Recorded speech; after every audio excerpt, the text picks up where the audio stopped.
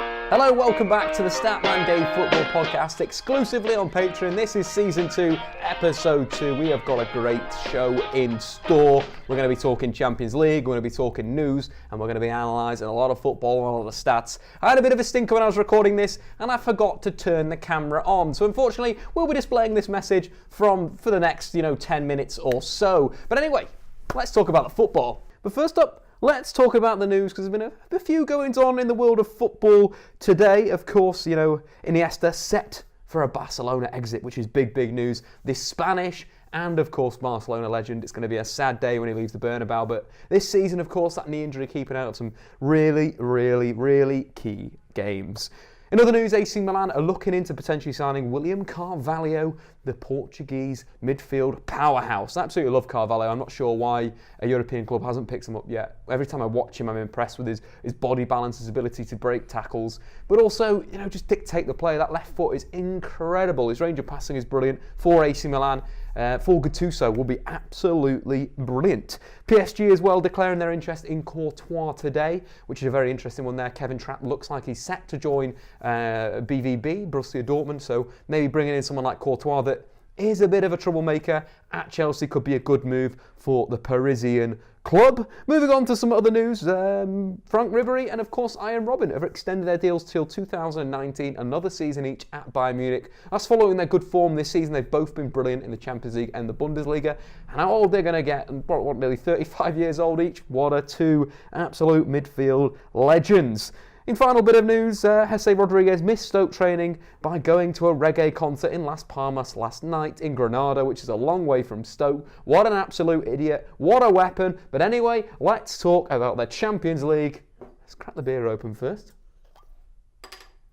This is for you guys. Cheers. Thank you. Patron, legends, getting the beers in. The Budweiser today. We're sponsored by Budweiser. Also sponsored a bit by Highland Spring Sparkling Spring Water. So two drink sponsors today. One for people that don't want to like booze and one for the boozy guys. Stephen Howson is in the background here. He's just grabbed his hand and he slapped it on his head. But it doesn't matter. It's not the Stephen Howson show. It's the Statman Dave show. So you stay right now tuned for this action. First up, let's talk, of course, about the big game in English football, or in Champions League football, should we say, with Liverpool versus Manchester City. What a game that was. Over 2 legs. Liverpool winning the tie 5-1. Let that set in. Pep Guardiola, I know you support me on Patreon, but you've changed your name. You've let yourself down. In terms of the game, of course, at the Etihad, or the Emptyhad as we like to refer to it, big mismanagement from Pep Guardiola in my personal opinion. Again, going with a back three against Liverpool's front three. We mentioned last week that was suicidal in the first leg, and again, it is absolutely crazy. In possession, City was set up in a 3-4-2-1 once again, but instead of having it asymmetrical with Kyle Walker on the right and Leroy Sané on the left, Bernardo Silva played on the right, and it was pretty much 5 forwards. Arguably, it worked for Guardiola in the opening exchanges, the early goal. They were sort of overloading Liverpool centrally. You think of the 2 attacking midfielders, the 2 wide players, supporting Gabriel Jesus, caused an overload on Liverpool's back 4. There was some lovely movement from either the central midfielders receiving the ball and then playing out wide, or going wide, then playing the third man run in from central midfield. David Silva having a very good start to the game. It's similar with Raheem Sterling. City were dominating possession. They were dominating the ball. Liverpool arguably should have switched to maybe a 4-5-1 in the first half of the game, but he didn't. Klopp stick with a 4-3-3. At half time, I was thinking City are definitely back in here, but there's a strange change from Guardiola. Fernandinho, instead of playing, of course, in midfield with Kevin De Bruyne in the 2, behind the 2 attacking midfielders, he dropped him back to centre half, and City were dropping into a back 4, obviously to try and deal with the front 3 of Liverpool, but at the same time they lost Fernandinho's control in midfield. If you look at the pass maps for Fernandinho first half versus second half, it's mad. It's absolute madness where you sort of see where he's dealing with the ball high up the pitch in the first half, where you want Fernandinho dominating the play, creating chances. Second half he's so deep. And that was a problem for City. Their build-up was poor in that first half. In the second half, at one point, City were playing Raheem Sterling, Gabriel Jesus and Kevin De Bruyne as a midfield 3 before Gundogan came on. I just don't know why Guardiola does some of these things. It's just... He's a madman, absolute madman sometimes, but fair play to Liverpool who came back in the game. Their first goal was incredible. Wijnaldum, a player that's criticised for being one-dimensional, taking some real responsibility in defensive midfield, receiving the ball off the centre-halves, playing a little passing play, and then receiving it again and breaking some lines and getting Liverpool through the third. Of course, Mo Salah with the finish, the chip, but credit has got to go to Wijnaldum there, stepping in from Jordan Henderson as well. Given that Jordan Henderson was suspended, it was incredible from the Netherlander midfielder. But it was an interesting half as it went on. The second half, Silva came off, Aguero came on. City looked like they were playing a front six, but they just couldn't get there. And of course, a mistake from Otamendi and Fernandinho killed them on the tie. Over the two legs, though, Liverpool deserved this game. They were dominant for Manchester. Manchester City dominated possession, but Liverpool truly dominated the game, the chances they created, with their ability to win tackles. One guy that we've got to look at, though, for big special praise is Trent Alexander-Arnold. Brilliant in that first leg. In the second leg, what I liked about it was his maturity on the ball. There was one move that really stood out. It was a Liverpool counter-attack when City were heavily suppressing the Liverpool box. It just broke to Trent Alexander-Arnold. Instead of playing a long punt upfield down the line, he had the composure to come inside, play a pass, a brilliant 30-yard pass, sort of skimming across the ground to Firmino, and then Liverpool broke. That gave Liverpool that extra moment to sort of get their stamina back. But what was so good, it was that composure to just stop in a really high-octane game and then switch it across. Of course, quotes coming out from Trent Alexander-Arnold today saying he felt that City were targeting him as a weakness, and that is one of the reasons why he performed so well. 13 interceptions in the two legs. No player on the pitch at the Etihad won more tackles than the young English fullback / defensive midfielder, but he was brilliant in the game. There were some fine tackles from him on Raheem Sterling in the first half, and I enjoyed his performance. It was a very, very good performance from the young player.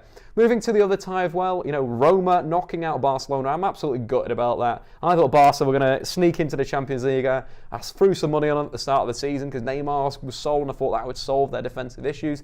They got so far, 4-1 up, and then they lost it. Manolas with the winner. Incredible scenes at the Stadio Olimpico. I used to work with a fella called Mickey at Squawker. He was a great guy. He was a Roma fan, and he'd in fact taken his dad to the Stadio Olimpico for the first time in like 20 years, and he saw that game. So, shout out to Mickey, top lad. But for me, a terrible betting situation, so I am not happy about that, and I don't want to discuss it anymore.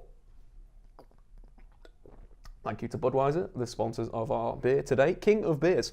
We don't really have a beer sponsor. I'm completely, I'm playing with you. But anyway, let's move on to the other big game of the weekend, and that, of course, was Real Madrid versus Juventus. If you didn't see it, I did a live stream for the game. It was so much fun. That's in my YouTube channel, so if you want to rewatch that with the game, download the game online, sync it all up, and just enjoy the experience.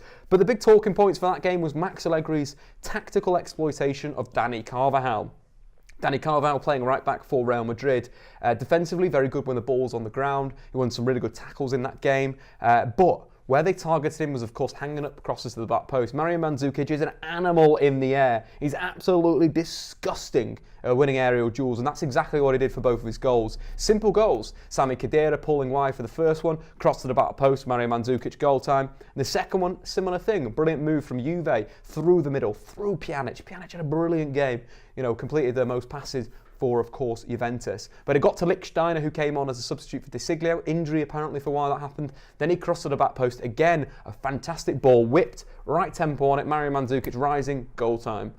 The game then went for a bit of a poor spell in terms of Juve, they dropped off a little bit. They got 2 goals away at the Bernabeu, one more to equal up the tie. And I think the tempo dropped off a little bit. They were winning the ball back really well high up the pitch. Gonzalo Higuain put in some great work rate. Yeah, he didn't score the goals. Yeah, he didn't get the plaudits in terms of putting the ball in the back of net. But Gonzalo goals turned into some Gonzalo tackles. Won some cracking tackles in the middle of half, won some great possession.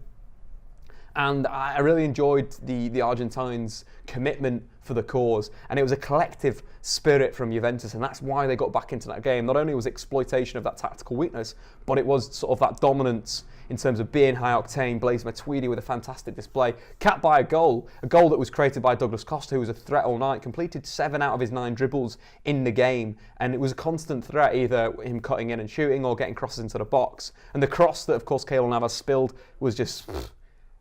one of the reasons why Real are probably looking for a new keeper is because Keylor Navas sometimes chokes. First time he's done it, though, in the Champions League, I think, in the last 3 seasons. So, the mistake was potentially coming, but it was a poor mistake, and Blaise Matuidi firing the ball home, 3-3. We're all thinking we're going extra time. We're going 120 minutes. This is going to be sick. Hopefully we get a penalty shootout. Real Madrid versus an Italian side, that would have been great. But, of course, the man, the myth, the legend, CR7, causes some chaos. Ball, Real Madrid were quite one-dimensional in an attacking sense for me. They chucked a lot of balls into the box, a lot of crosses. They didn't hit the byline and cut back, which I would have liked to see, turning the two Juve centre-halves. Chiellini, a very good centre-half when he's dealing with the ball, forward, but if you spin him and you can cut the ball back, changes, agility and whatever, that's how you could get behind them. But they didn't quite do that. It was a bit of a strange decision to not start Karim Benzema as well. He's been, for me, one of Real Madrid's underrated players in the Champions League in recent years, just because of the work he puts in. He works really hard, he links the play quite simply, but effectively. And without him, with Gareth Bale was very, very poor in the game. What I feel when Gareth Bale plays and Ronaldo plays, you're kind of getting the same output and they don't link very well together. And that's what we saw, of course, getting changed at half-time. And Casemiro having one of his worst games I've ever seen him. He only got one tackle in that first half. In the Champions League knockout stages, he averaged about 3 to 4 tackles, one per game. And it just wasn't good enough for Casemiro. He got hauled off. But going back to that Real Madrid shape, Vasquez came on, Asensio came on. It was a classic Zinedine Zidane counter-attacking move. But instead of them hitting the byline and cutting back, they were just slinging balls in. And eventually, credit to them, it came off. Ronaldo at the back post, heading it back to Vasquez. And of course, the foul coming in. For me, it was a penalty. Obviously, Gigi Buffon getting really upset, really irate, getting sent off. So in terms of how that game was ended, it was pretty shocking in terms of how the game finished. I felt that it just didn't deserve to be that way. What you wanted there, you wanted another Ronaldo overhead kick. That's how that game should have been done. But unfortunately, it was the penalty situation and then the penalty incident that killed a fantastic Champions League game. What a tie that was.